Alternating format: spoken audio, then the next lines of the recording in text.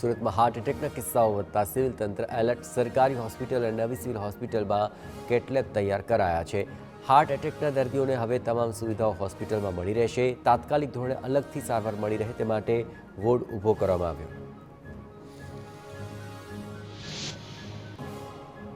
સુરતના સિંગણપોરમાં મહિલા કોન્સ્ટેબલે કર્યો આપઘાત. કોન્સ્ટેબલ હર્ષના ચૌધરીએ ગળે ફાંસો ખાઈને કર્યો આપઘાત. મહિલાના રૂમમાંથી મળી એક સુસાઇડ નોટ, જેમાં એક વ્યક્તિનો ઉલ્લેખ કર્યો છે. વ્યક્તિ પર વિશ્વાસ મૂક્યો પણ સારું ન થયાનો ઉલ્લેખ.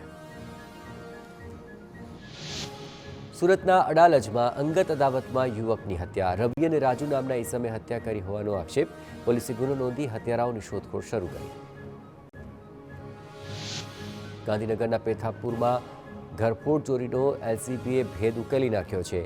રૂપાલ ગામની પ્રાથમિક શાળામાં સીસીટીવી કેમેરામાં ચોરી કેદ થઈ હતી, જ્યાં પોલીસે બાતમીના આધારે આરોપીને પકડી સીસીટીવી અને 24,000નો મુદ્દામાલ જપ્ત કર્યો. પોલીસે ફરાર એક આરોપીની શોધખોળ શરૂ કરી.